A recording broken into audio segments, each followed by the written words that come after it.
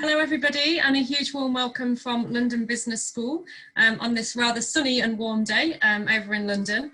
I hope you're all keeping well and safe, and thank you so much for finding the time to join us today. I can see we still have a few people coming in onto the event, so I'll try and go slow to ensure that we can welcome everybody slowly but surely.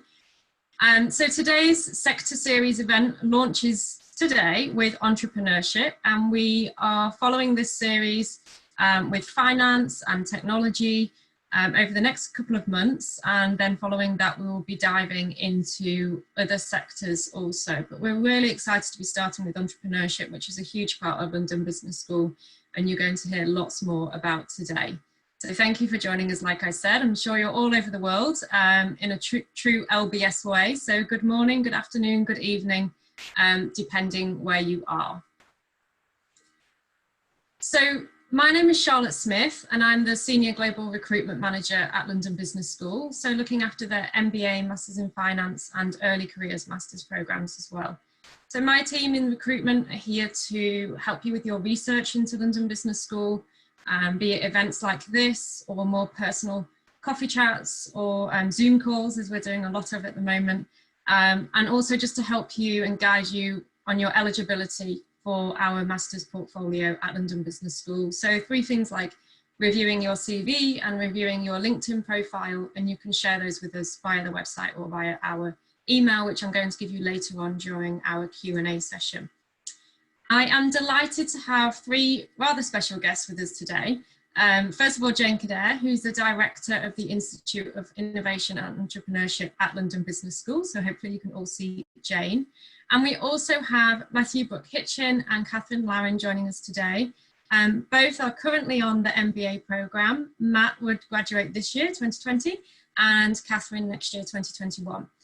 So both are well into LBS in the swing of things at the moment, and are our Entrepreneurship Club, E-Club presidents. So Matt will be handing over to Catherine in no time. So they are both going to give you an overview of the Entrepreneurship Club at London Business School as well, and talk you through some of the great things about the club and what they do. So the schedule for today, first of all, you're going to have an introduction to the Institute of Innovation and Entrepreneurship from Jane. And then Jane is going to take you through the entrepreneurship opportunities at London Business School. So if you're a budding entrepreneur, or perhaps you already are an entrepreneur, why is London Business School the best school for you to come and study? And finally, Jane will then hand over to Matt and Catherine, who are going to take you through the E-Club and some of the great work there. What we will have lots of time for today are your questions. So please do start to send through questions at any time via the Q&A box. We're going to do about a 30-minute presentation, and then we're going to have about 25 minutes for your questions. So please do start to send them through. Any questions that do not get answered today, or any questions which you think are more personal to you and aren't relevant for today's event, please do send them through to us at masters@london.edu. So whether you're interested in the MFA programme, MBA, Executive MBA, it really doesn't matter. You can send all of your questions through to that email inbox, and we'll make sure they get to the right team. So without further ado, I am delighted to hand over to Jane, who is going to introduce you to the Institute of Innovation and Entrepreneurship.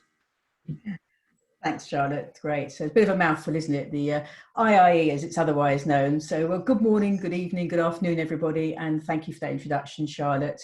As Charlotte mentioned, my name is Jane Khedair, and I'm a director of the Institute.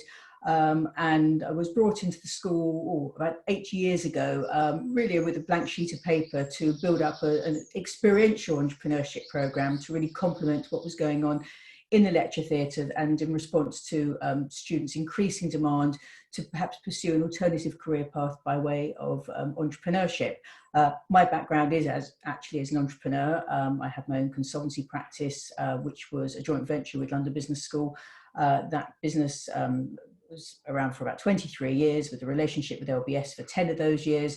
And it seemed more than appropriate for me to then reverse myself into the school to really build up the entrepreneurship offering, and to put in place a number of the initiatives which I'm going to be talking to you about today.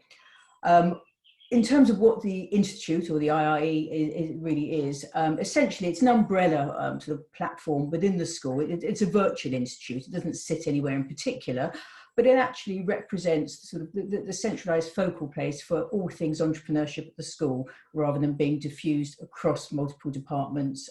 Originally, I was in the Career Centre and merged myself across to the IIE, where all the resources now sit. So it just makes sense that you as prospective students would understand where to find all of these initiatives, and to understand really that we work as a team. There's a number of us within the IIE staffing, and we have faculty members who look after the sort of pure sort of academic program, so to speak.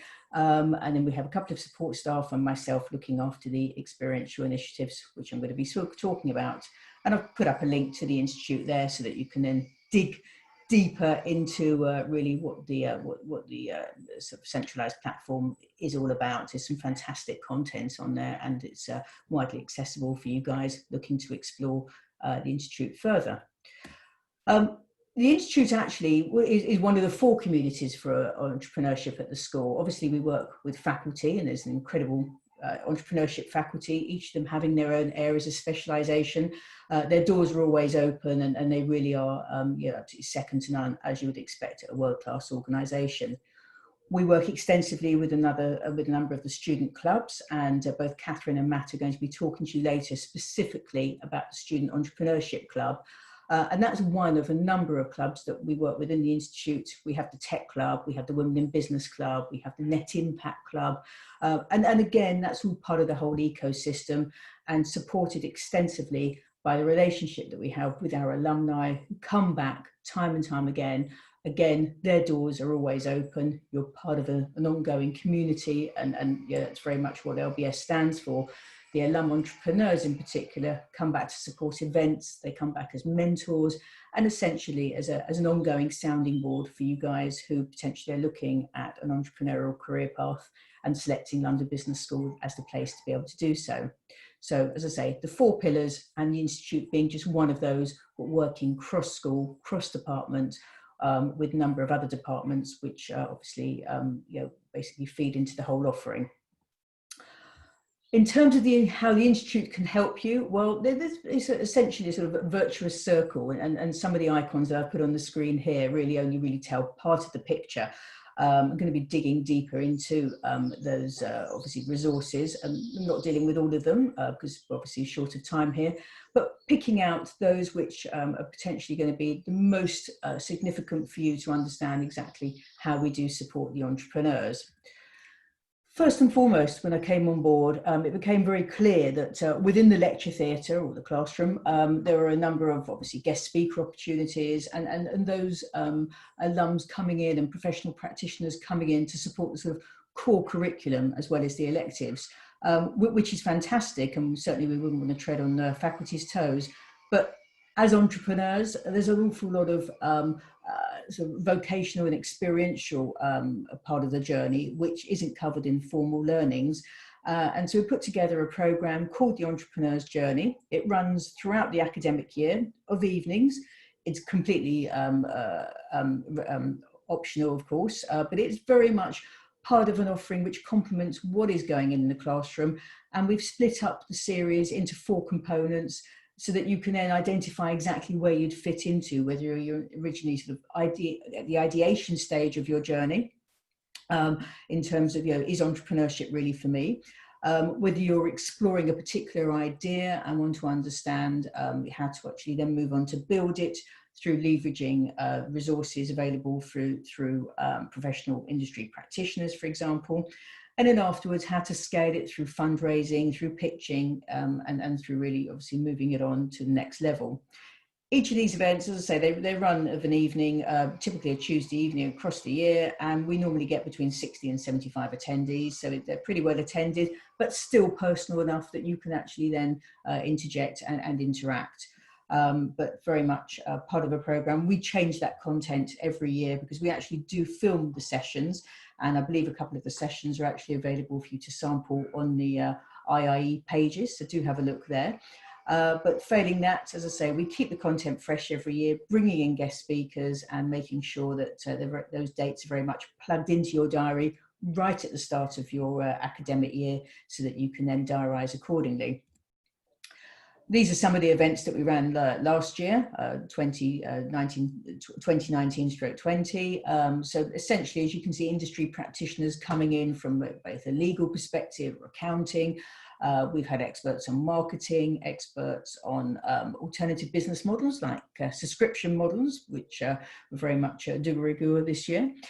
We had somebody talking about how to build a team, about getting investment ready, and so even bringing in alum speakers who are there to tell the tale and give you some ready-made pointers to take away with you.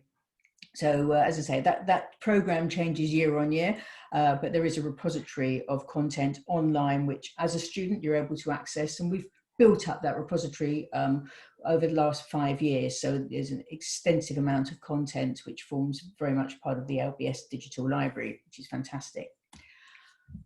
In terms of additional resource, we have a very powerful mentor and residence program. These mainly comprise of alum entrepreneurs who effectively represent very different areas of sector specialisation. We've got a team of 20 at the moment. We've got 20 here and 5 in Dubai, in actual fact. And because obviously everything's virtual at the moment, then you have access to the full 25 if you were to come on board. And quite often I would suggest that people actually don't pick a mentor in terms of their area of specialisation, but actually reach out to as many as they want to, as many as they can, and as often as they can, to really build a relationship with a mentor who then sort of supports you throughout your journey. You can reach out to as many as you want, as I say, and there's no limit to that. So they are a fantastically powerful resource, which whilst you're at the school, that's the only time you'd have access to them. To not be obviously leveraging the most of that opportunity would seem to be such a shame. They are giving their time on a pro bono basis, and recognise the value of entrepreneurship at London Business School and how much value they can add to each student's particular journey. They're available on a request basis, and you, as I say, you could reach out to them once you're on board. But we've also launched an initiative this year, which apart from them being available on request, they also make available themselves on sort of pre-bookable time slots. So, you can always go online, see who's available, and book out a session rather than actually emailing direct and waiting to coordinate diaries. So, as I say, wonderful resource, and, essentially one which very much complements the events program and everything else that we do at the school. But we don't just work within the confines of London Business School, and I think it's really important to understand that LBS sits at the centre, the epicentre of entrepreneurship within London. London itself is an incredibly entrepreneurial city, and we're very keen to fertilise relationships with other academic organisations, with accelerators, and with knowledge centres right the way across the capital. And with that in mind, we've built relationships with Imperial, UCL, the Royal College of Art, each of those having different areas of expertise. And what we do at LBS is, we support fantastic business minds to become entrepreneurs. But when we have obviously the more technical students at Imperial and UCL, together with the design students at RCA, then combined, we had some really powerful teams built, which enable us to obviously build those relationships and nurture them further, and make sure that we don't just operate within the ivory towers in Regent's Park, and can actually reach out, as I say, across London, and realising what a fantastic epicentre we have here. We're also up the road from the British Library, which complements our own library resources, and they have a wonderful IP centre as well there, as well as incubators and accelerators across the landscape. We've got Google Campus up the road, and we've got relationships with just so many of these guys. Aside also from having our own angel network within London Business School, which I was actually part of the forming team of that. Just over 20 years ago, unbelievably, but is very much part of the jigsaw of entrepreneurship at London Business School, enabling ideas to turn into businesses by leveraging the capital wealth of our angel community, who are very keen to get involved with some of the businesses coming out of London Business School that have proven traction and are ready to move on to the next stage. So from ideation right the way through to making an idea happen in terms of turning into a business and then supporting its growth through fundraising, we've got those relationships in place and have effectively packaged them up to offer a continuous sort of journey for our students and for our community. And in fact, actually, just this week, we had a fantastic news whereby one of the businesses founded by an MBA from 2016, she raised money through, she actually was supported through one of our mentors, through the Entrepreneur Mentor and Residence Program, which I've spoken about. She came to all of our events. She took all the relevant electives. She actually raised money through the school's angel network, Enterprise 100, which you can see on the screen here. Raised money in 2018, and in just 2 years following that, she has just announced that she's sold the business for £24 million, which is not only a fantastic story, but also one which she completely accredits to London Business School by having leveraged the resources throughout the last few years. And we've been incredibly supportive of her and looking forward to obviously bringing her back and re-engaging with her as she moves on to the next stage of her exciting entrepreneurial career path. So just one of many, many examples. 24 million, fantastic result in 2 years. I've mentioned Enterprise 100. It is very much part of our ecosystem and doesn't necessarily sit under the Institute, but is, as I say, part of what we have at the LBS. Over 20 years of showcasing exciting investment opportunities. I'm very happy to support both student opportunities coming out of the school, which deem themselves to be investment ready, through showcasing them at our events. And typically there's 100 angels in the room, something which is very, very specific to London Business School. It's a very particular model, which is just, quite frankly, justifies the strength and power of the LBS brand name. I've mentioned about, obviously the study program and our entrepreneur journey complementing the study program. We clearly have obviously a number of entrepreneurial core parts of the course, but we have an extensive, more than 20 entrepreneurial electives, and I've just thrown up there about 5 of the most prevalent ones. And we find that whilst we don't recommend a particular study path, these are the 5 which come up time and time again as being the most relevant to supporting the students. At the bottom of that list, you'll see the Entrepreneurship Summer School. Some of you may have heard of that already. And in fact, I know that a number of students choose LBS specifically because of the summer school program. It's quite different, runs, as you would suggest, over the summer, and really is there to validate an idea and working with a mentor, distinct from the 20 mentors that we have in the Entrepreneur Mentor and Residence Program. It is an elective, and whilst I'm actually not actively involved with it, I know how valuable it is for students wanting to validate an idea and potentially move their idea through the entrepreneurship offering at London Business School to perhaps even be part of our incubator upon graduation. So some key parts of our offering there. I've mentioned summer school, but there's also quite a separate initiative, which is the summer startup experience, which is probably more relevant to you guys at the moment. It's specifically for those students coming into the school this summer and offers 6-week internship opportunities with early stage businesses that we have at London Business School, specifically those actually that have been shortlisted for the incubator program ahead of our final cohort, which gets selected in September, and I'll talk about that in a moment. It's a great way to get your hands dirty in terms of being exposed to a startup, really understanding what's involved in working with an early stage business, working on a voluntary basis to start off with, but there's been a number of instances where the relationships are protracted way beyond the summer for the incoming students to then take a position as part of a team going forward and to run that alongside with their study program. So if you do want to become involved, we're literally putting together the list of interns at the moment for the opportunities which will shortly be announced. Basically, those opportunities will be announced on the 5th of June, so that's the end of next week. There's a few days left to express an interest if you do want to get involved, and then we just start doing some pairing off in June for relationships to then kick off on the 29th of June, running through to the 7th of August, that being the 6-week placement period. All of the work will obviously be undertaken on a remote basis. So for those of you who are abroad, that obviously isn't a problem. And each of the opportunities that are available will obviously specify what sort of skill set are required for each project and the exact time commitment required for each and every one of them. So do reach out to me in particular if that's of interest to you and you're looking to firm up a place at the school for this summer. One of the other programs I run, which is probably a couple of years away from you because it's only available to those who have graduated, but still very much part of our offering. And again, part of the reason why so many students do like to come to LBS for entrepreneurship.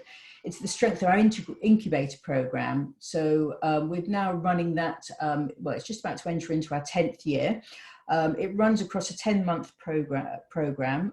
It's very competitive, I must say, and we've actually just closed off applications for the 2020-21 year. We've so far had 100 companies run through the program in the last 10 years, and collectively they've raised over 55 million, although that number's changing literally by the day, as is the job creation number as well, as you would imagine. So looking to bring in another 11 businesses this year. That's what we have capacity for. We have capacity for that number because we offer them bricks and mortar facility by way of a dedicated space on campus. And essentially those 11 businesses, those teams are able to extend the relationship with London Business School beyond their studies, just the same as if they were still students at the school, but they have access to a whole raft of support, which is specific and exclusive only for those 11 that have been chosen for our rather special incubator program.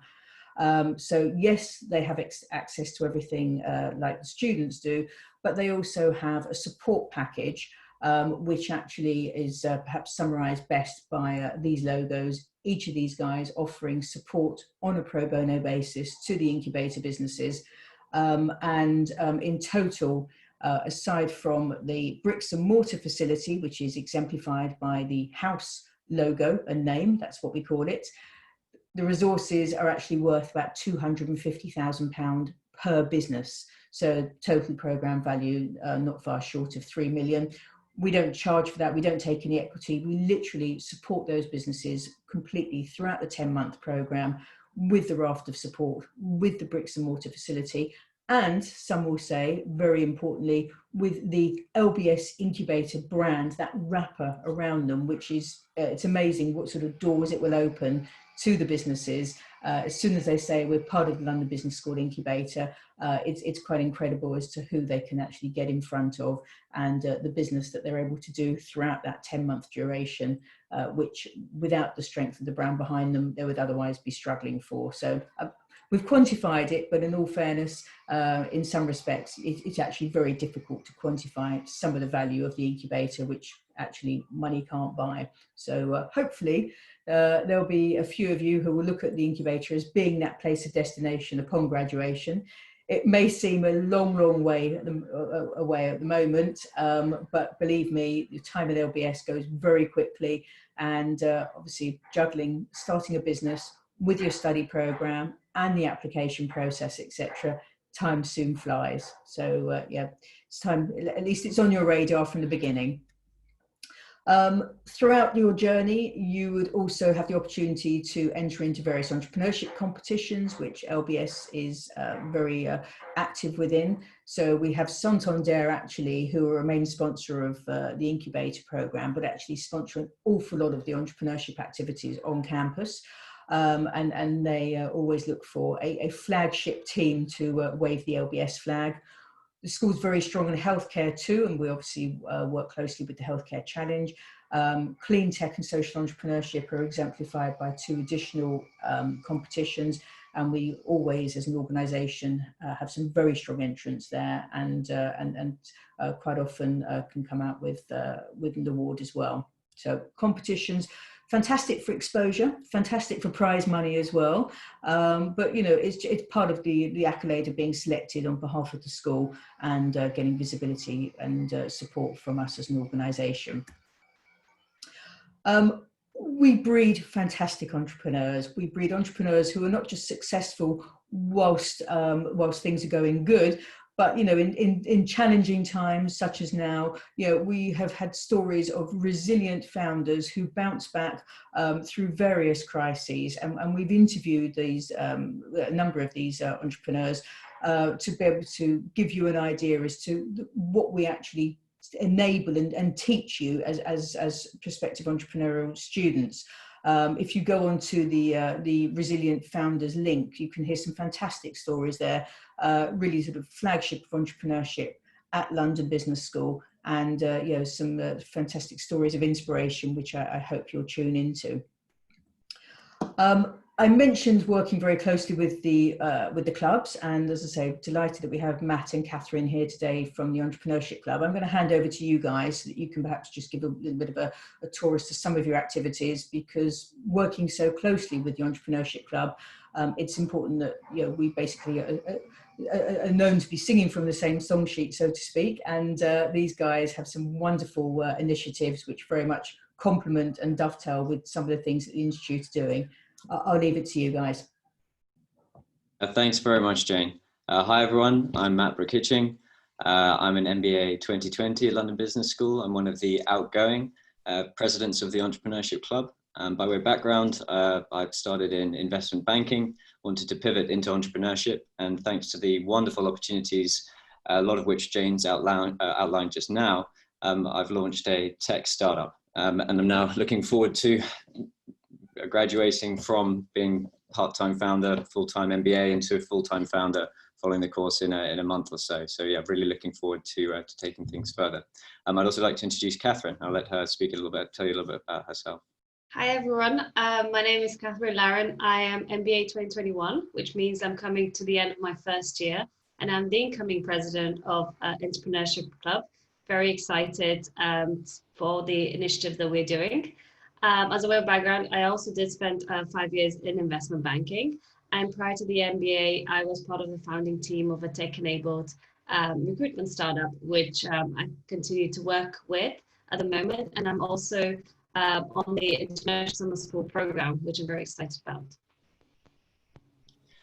So what I'd love to do is just give you a little glimpse of what life is like from the student perspective. We work very closely with the Institute, with Jane, with Jeff, and all the other team members that are working very hard to promote entrepreneurship. And we're very much the bottom-up side of things. So our job is to provide a comprehensive church of support for students and for alumni to help them pursue their entrepreneurial ambitions. Whether you're an entrepreneur with an existing business, or you've got a startup idea that you'd like to explore, and you maybe want to find a co-founder within your cohort or other cohorts at LBS, or perhaps you're just curious to find out more about entrepreneurship in general. So our goal over the next few years is to become the preeminent hub for entrepreneurship in Europe. We sort of set ourselves a target of, say, the next 3 years to achieve that. We are the largest club at LBS with about 3,000 students and alumni as members. We've got a wonderful executive committee of about 40 folks that focus on everything, specific initiatives like our hackathon, Launchpad, NewCo, as well as other individuals that help out with alumni relations and coming up with new initiatives. Speaking of initiatives, there are a plethora of initiatives. Jane's obviously touched on a huge number of opportunities.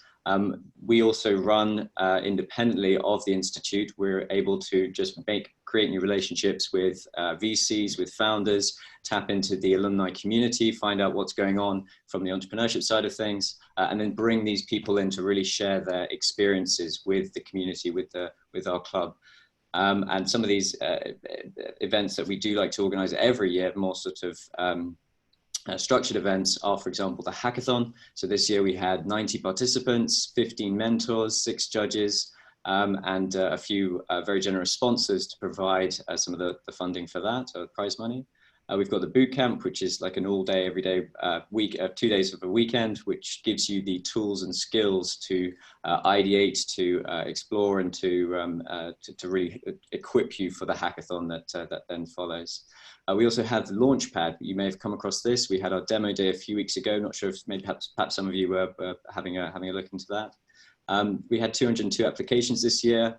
Half were from LBS, but as Jane mentioned, that's not where we draw the line either. We like to explore outside of LBS and really try and build relationships with other universities, UCL, Imperial, get some tech talent into our sort of business minds to build out startups, which is what that pre-accelerator is all about. We had 22 teams. It's about a 4-month education process. There's mentors, there's workshops. So yeah, that's a very exciting opportunity for people who want to explore a particular idea and then work through that. There's NUCO, which is about 4 days of a terrific glimpse into, say, London startups, London organizations, to get direct access to the founders, find out what life is like to work at a startup. That happens also every year. And then in general, there are increasingly a huge number of initiatives that just get created. We try them out, see if they stick. If they do stick, if our students, if our community love them, then we make them more of an institutionalized offering year after year. I'm going to hand over to Catherine, and she's going to explain a couple of other initiatives that are ongoing, but also perhaps touch on some of the more exciting ones we've got planned for the future. Sure. And that's absolutely right, Matt. I mean, in terms of kind of LBS is a very big entrepreneurial hub, and we're always coming up with new ideas. What we're particularly excited about, and the latest initiative has been Ride It Out at LBS, where we do interview a lot of founders from LBS community, not just entrepreneurs, but also on the VC side, and get their voice out there, and for people to be able to hear their stories and also to learn from their experiences. So we're pretty excited about that. Then the other initiatives are we're creating a seed fund in order for businesses that are LBS founded to actually have access to funding that is homegrown and complements perhaps if you're going to go pitch to VCs. So that's up to 100K of individual funds, which is quite good.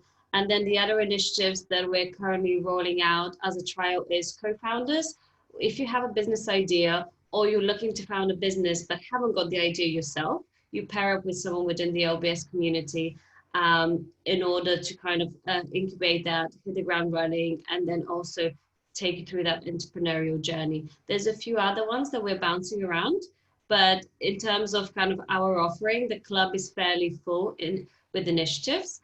And we also welcome a lot of new ideas to come through, and we look to kind of develop those further.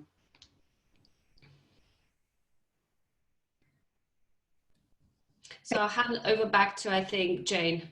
Yeah, thanks so much, Catherine. Just allowed you to pause there. I wasn't sure if we'd come to a natural end. But just to summarise, really, in terms of who really is involved with entrepreneurship at the school, as I say, it's not just the institute. Yes, the IA is very much there, and yes, we have our mentors as well as the entrepreneurial alum community at large. Obviously, the Entrepreneurship Club, and you've heard from Matt and Catherine today, the faculty who are obviously not with us today, but obviously would be able to shed light on some of the core and electives, if any of you have any particular questions. And then the one thing that I haven't actually mentioned is the fact that we work very closely with the Startup Visa team as well. We're very happy as an organisation to sponsor people so they can extend their stay in the UK. Historically, there was just a Tier 1 graduate entrepreneurship visa. We now have the startup visas.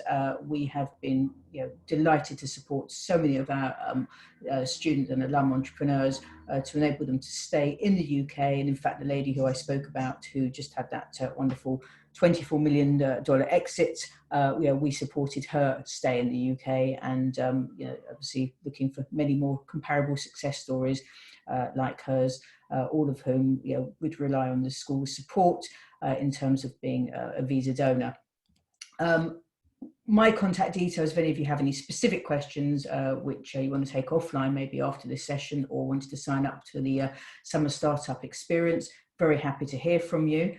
And failing that, I think, Charlotte, we're on Q&A. We are indeed. Thank you all so much for those very insightful comments and presentations on your involvement in the Entrepreneurship at London Business School. I'm sure that everybody who is attending today has found out lots more that is available on the website or through speaking to others. So that's great. Thank you so much. And I can see that we have lots of questions. I've been trying to filter them a little bit as they've come through, and have been busy writing down common themes from the questions that are coming through. I think a good one to start with is to Matt and Catherine around, you're both obviously on the MBA programme. You both said you were in investment banking prior to MBA. You were both obviously looking for an entrepreneurship, a school with a great entrepreneurship hub. Can you tell us a little bit about why you chose London Business School? Was it around the entrepreneurship availability and opportunities, or was it for other reasons as well? Maybe starting with Matt. Well, thank you for the question. Absolutely. LBS has got a terrific reputation for entrepreneurship, and that's just the external perspective. When you actually become a member of the community, you realize there is this other whole world going on behind the scenes. And as best we try to communicate that externally, it's not until we have opportunities such as this to really show you what's going on behind the scenes. I was able to get a glimpse of that behind the scenes look by reaching out to existing students, reaching out to alumni. And they really helped me realize all the wonderful opportunities that LBS have, and that were in the pipeline. That by the time I did join, they'd come to fruition, different initiatives, such that I was just super excited to be leaving my investment banking job, starting this new journey along entrepreneurship, because I knew that any startup that I did want to found was going to accelerate quicker with the education, with the network.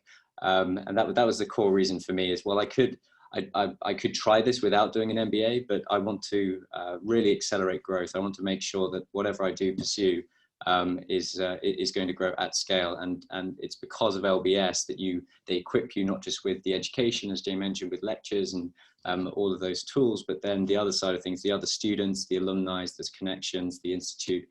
Having all of these opportunities in one place just gives you a powerhouse for entrepreneurship, which is what I'm very much riding through at the moment. And I guess just to add to that, I was a little bit more practical, just because I knew I wanted to change industry, but I didn't want to change geography because I already built a network in London. So that ruled out a lot of the US schools in particular. So in order to change industry and find out about a new industry, you had to be where the action was. And for me, it was London as one of the kind of preeminent hubs of entrepreneurship. And within London, if you actually look at highest ranked schools, LBS is the highest ranked. So I was like, okay, I'm gonna go into LBS, but let's dig deeper and does that actually make sense? And I reached out to a lot of alumni, and that's what Matt mentioned. And one thing you'll find with the LBS community are people are very helpful and willing to give up their time. And also I have a mentor in residence as one of the kind of resources, Rachel Bell, who's fantastic and built about 5 businesses and sits on non-exec boards of another 5. And we have a weekly catch up with her.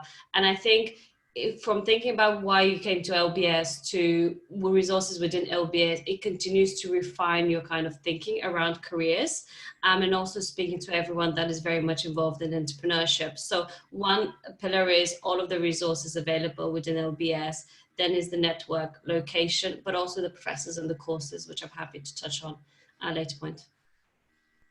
Great, thanks, Catherine. I was actually going to lead with that question on the electives themselves. A few people have asked whether it's possible to specialise, or as we call it, concentrate in entrepreneurship, and whether you both have chosen to. I would assume that's a yes, but I'd like to hear from you both and what the elective selection looks like. So obviously we've heard lots about the e-club, which sits completely, separately really to the curriculum, but can we just bring it into the curriculum a little bit to hear about the electives and concentration of entrepreneurship? Donna, did you want me to go back to the elective slide? That would be great if we do that while we have, maybe Catherine, you could start with that one. So I'm very happy to announce that this year there is a tech concentration. and there's some really fantastic courses on there. Have I personally chose to concentrate on that? Yes, absolutely, just because that's what naturally I've gravitated towards. My top courses that I've taken that I was super excited about is Developing Entrepreneurship Opportunity, which is a tailored course run by a professor called Brian Stroop. I've actually written a blog article as well, a little bit on entrepreneurship, but it was an exciting course just because it goes through the frameworks, and then at the end there's a trade show where your idea that you incubate throughout this course, you can present it in front of real angel investors from E100. And then they kind of critique your idea, and best ideas get selected for a prize. So it's a very good mini simulation of the actual process of, you know, thinking about ideas. How do you do a little kind of MVP? The other course that I'm super excited about is an EMBA course that was open to MBAs. We're very fortunate. That's run by John Mullins. And his book is called The Customer Funded Business, and he talks about different customer funding models. So that's been a really good one. Great, thanks, Catherine. Matt, do you have anything to add? Sure, just to build on what Catherine's saying, I've had the opportunity of going through the second year, which it really allows you to focus more on the elective suite that LBS offers. And I went heavy on entrepreneurship, so I'm very much going for the official, LBS is an official concentration for entrepreneurship called Entrepreneurial Management Concentration. And there is a whole host of electives that you can do, and if you do enough of them, then you can officially file for that concentration. So some of these electives are financing the entrepreneurial business, which is very much looking as a either as a VC, but more realistically as a startup founder. How does the VC thing work? How does investment when you approach VCs, what's going on in term sheets? What's the structure of VCs? At what point should your startup be thinking about VC investment, the pros, the cons? So it goes into a lot of detail there. There's managing the growing business, which I'm doing, and that's sort of the idea of, okay, you've got an initial business that's growing. What are the challenges you're likely to face down the road? There's new venture development with Rupert Merton and Louise Alemany. That's terrific. That's taking an idea as a concept, and then through a 10 series lecture, taking it all the way through to presentation and to presenting a sort of business plan for your idea. And the other advantage of that is as part of the elective, you can group together with other students. So in the elective I'm currently doing, I'm using my idea, and it's terrific because I'm getting 5 other MBAs to help me push my idea forward for the sake of this elective. And actually I was part of the exchange at Berkeley. One of the other incredible opportunities that LBS offers is this ability to go to another university for me, because my startup is in tech. It made a lot of sense to try and apply for Berkeley.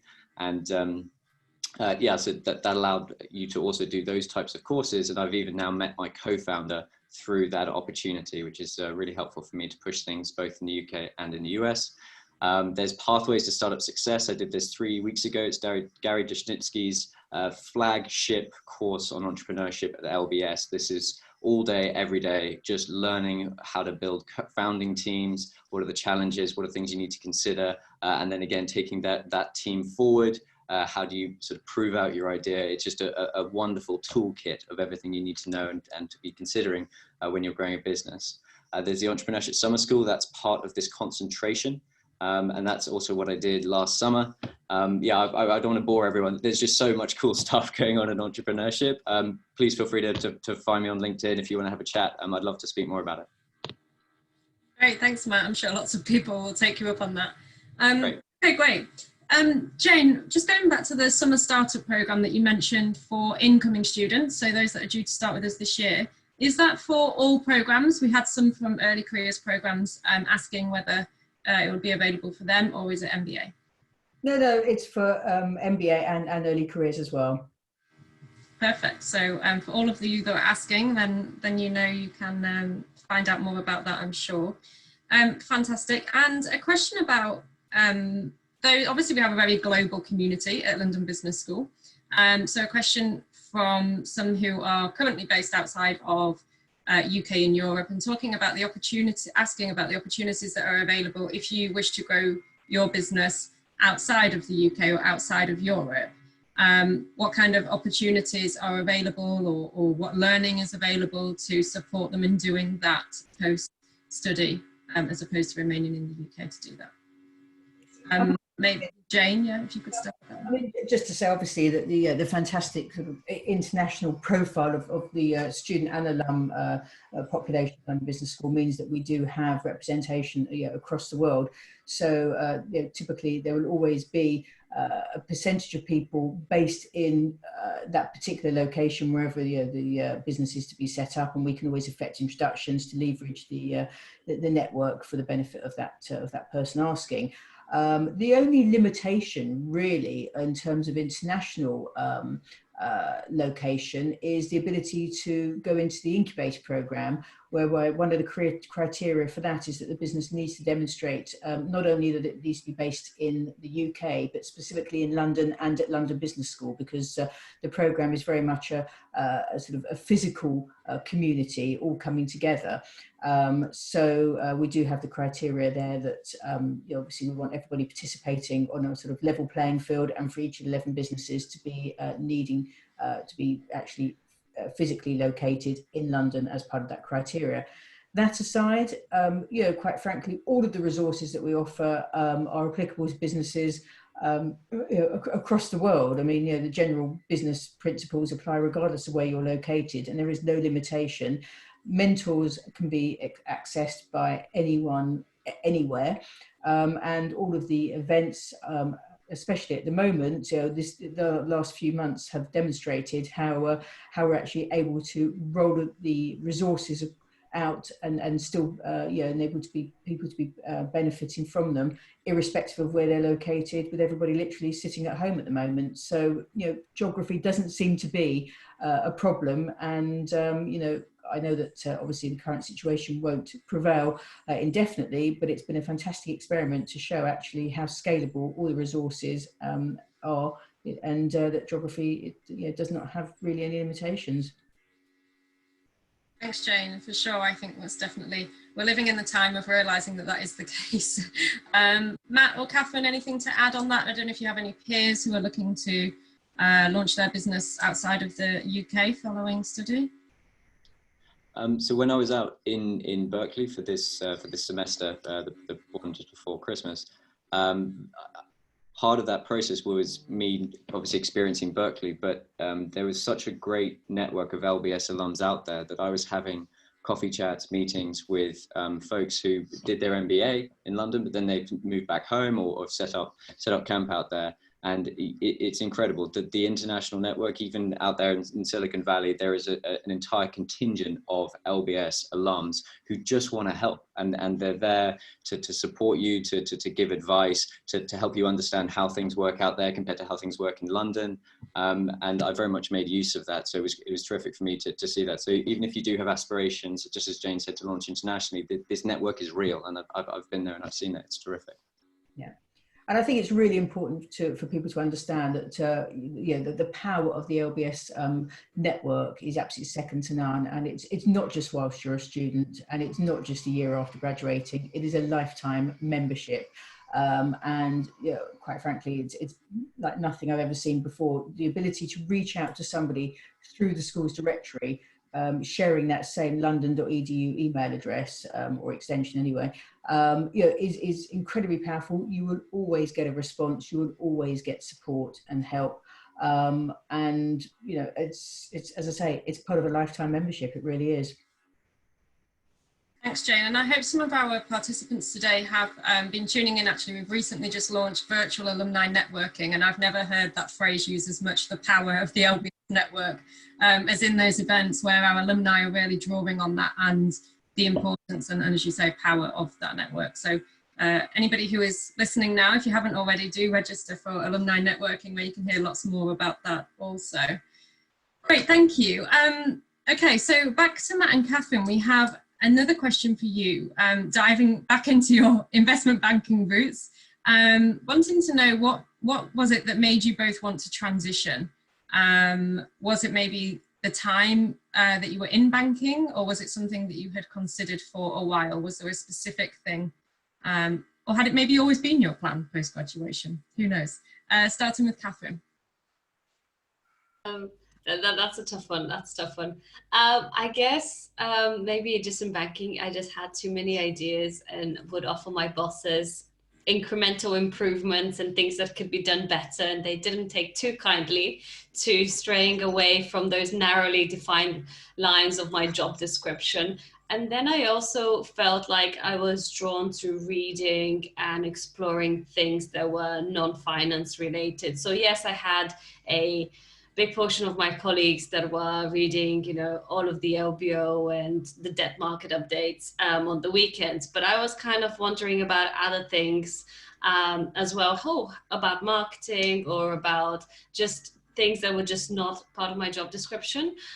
So I've always had a bit of a wandering mind, and I'm quite high in energy. So I've always thought, okay, what else can I do with this? And I think going back to the other question of why LBS and the value it's added to me is that you meet so many different people. My class has something like 55 different nationalities, coming from all sectors, all backgrounds, people that have sold very successful businesses, people who are just starting on the journey. And so it's a really great way to check your thinking and say, okay, is this a career that's right for me? Am I going to switch to entrepreneurship? So one of my biggest concerns was my risk appetite. Can I do this? Would I be able to pull it off? What if I totally suck and I'm a massive failure post MBA? Because that's kind of a big risk with startups.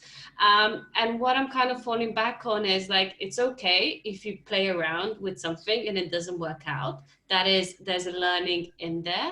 But at the same time, what Jane was saying about the network and the alumni, it is a great safety net to have, in the sense that you've gone through this program together. It's a big bonding experience, but being able to share that with someone else and say, hey, this is my skill set. I have investment banking, but I also have these other skills that I've acquired during London Business School through part-time internships or entrepreneurship summer school. What do you think, what are kind of the opportunities for me in the future? And one of the things that I've used during the lockdown period is to kind of launch my own podcast called Ride It Out LBS. And that has been very eye-opening in terms of reaching out to very successful founders and then responding and saying, hey, I'm going to give you 15 minutes of my time to speak to you because you're an LBS alum. And I thought that was pretty powerful. Great, thank you, Catherine. The power of the network again. Okay, and Matt, to you, same question.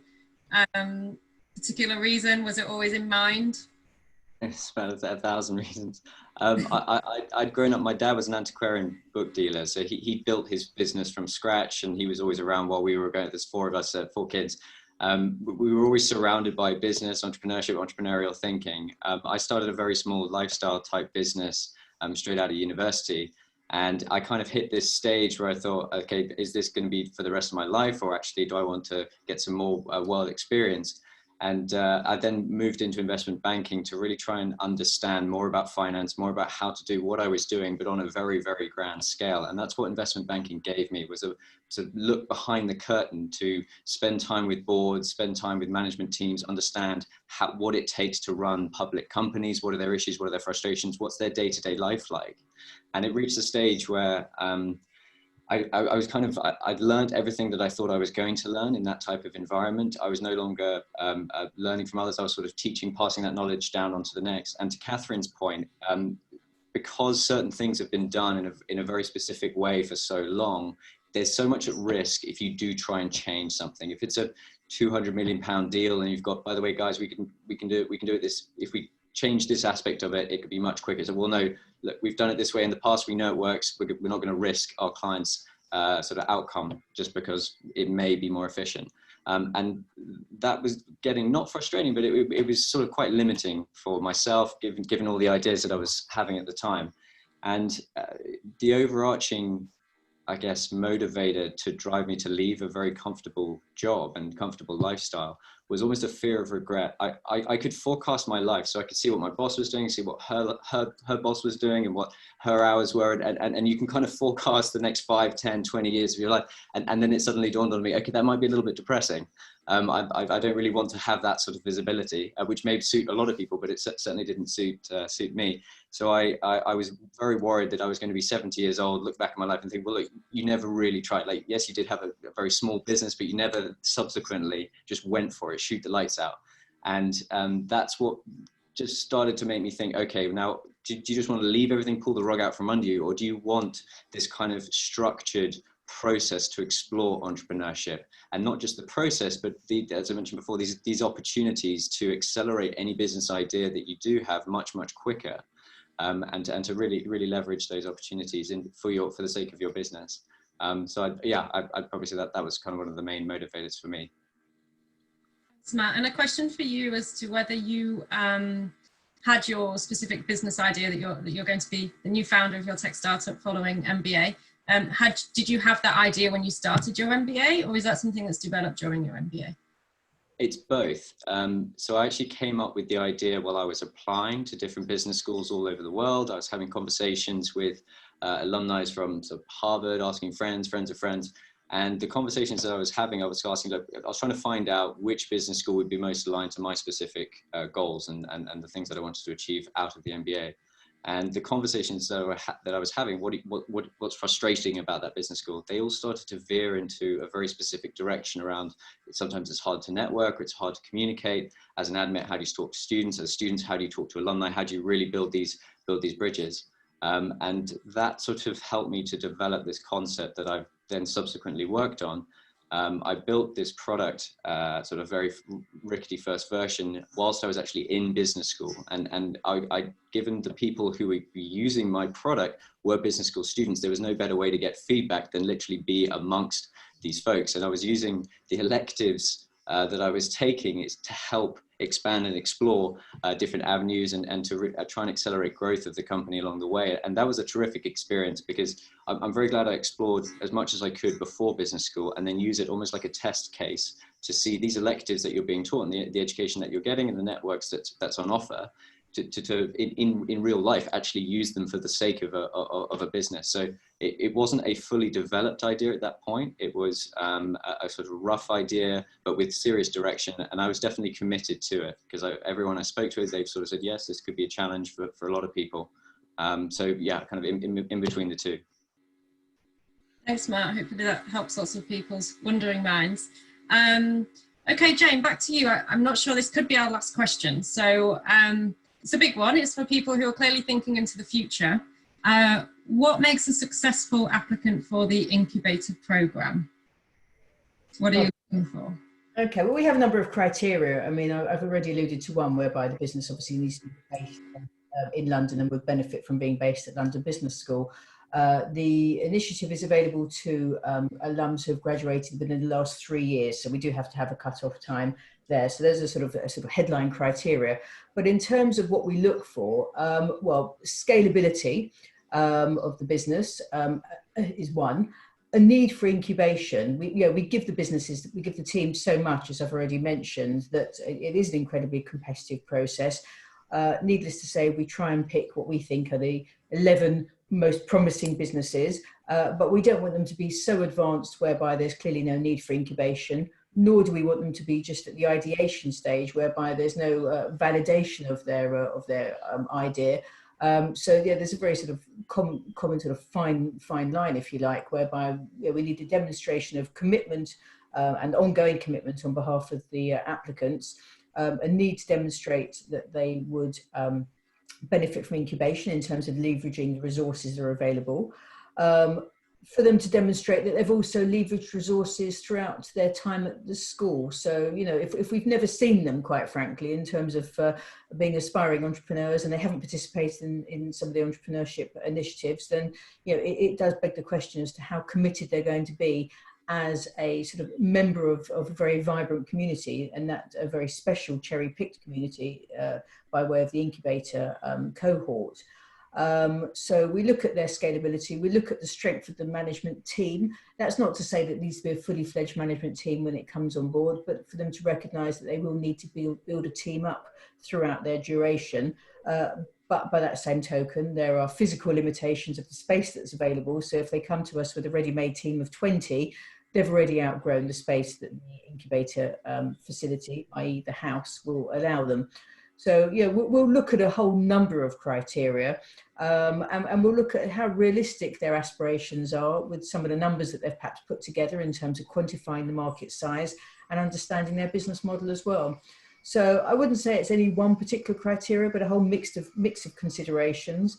And like anything, you know, when we look at an opportunity in an application, we will go very much with a gut feel. You know, when we know the team behind the business, when we know the market that they're looking to play in, when we can see their commitments, see the progress they've made over the last sort of maybe 18 months whilst they've been at business school, you know, that in itself tells a very good story. Great, thank you, Jane. You know, I think that gut feeling is what we often have to go to, isn't it? And we're definitely very human at LBS and really about getting to know people around their business. Yeah.